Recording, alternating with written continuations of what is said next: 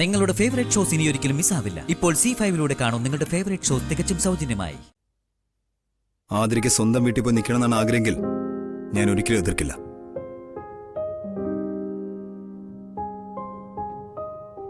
എന്റെ കുഞ്ഞിനെ പ്രസവിക്കാൻ പോകുന്നുള്ള ആതിര. അപ്പോ ഇവളുടെ ആഗ്രഹത്തിനും താല്പര്യത്തിനൊപ്പം ഞാൻ ഉണ്ടാവണം, കൂടെ നിൽക്കുകയും വേണം.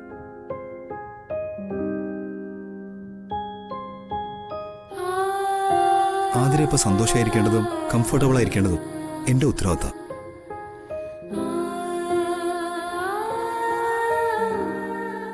ആ ഉത്തരവാദിത്തം കഴിഞ്ഞേ എന്റെ അച്ഛന്റെ ആഗ്രഹത്തിനും മറ്റാരുടെ തീരുമാനത്തിനും പ്രസക്തിയുള്ളൂ എന്നാണ് ഞാൻ മനസ്സിലാക്കുന്നത്.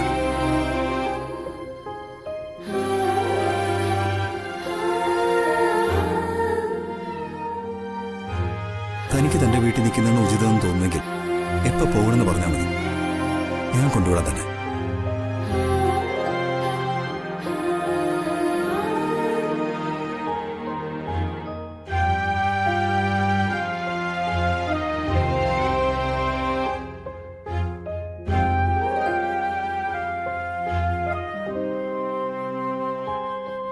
എഴുതി ആതിരയ്ക്ക് ഇനിയുള്ള ദിവസങ്ങളിൽ വൃന്ദാവനം വീട്ടിൽ നിൽക്കുന്നതിന് ഇഷ്ടമെന്നാ പറയുന്നത്. അവൾക്കതാണ് ഇഷ്ടമെങ്കിൽ അതെല്ലാം നടക്കട്ടെ എടുത്തി.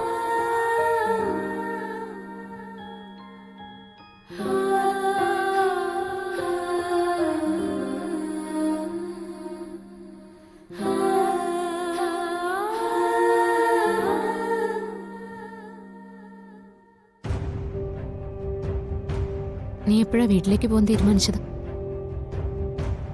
അവന്തിയെടുത്ത് ഇവിടേക്ക് തിരിച്ചു വന്നപ്പോ അല്ലേ?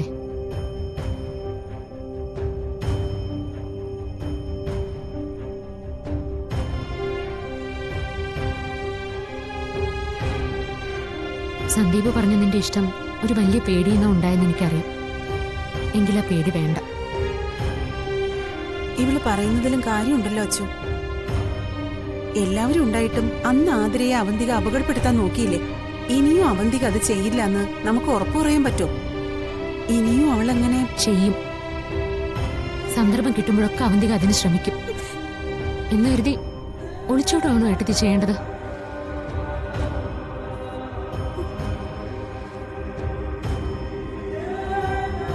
എത്ര ദിവസം അല്ലെങ്കിൽ എത്ര മാസം ഇവൾ അവിടെ തന്നെ നിൽക്കും? എന്നാലും തിരിച്ചിങ്ങോട്ടേക്ക് തന്നെ വരേണ്ടതല്ലേ?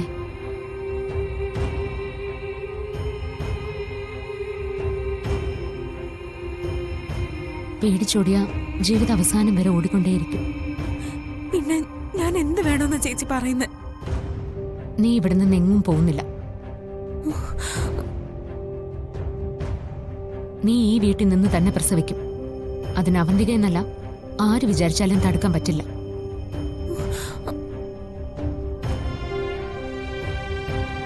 അതുകൊണ്ട് ഇവിടെ വിട്ടു പോകുന്ന കാര്യത്തിൽ നിനക്കൊരാലോചന വേണ്ട.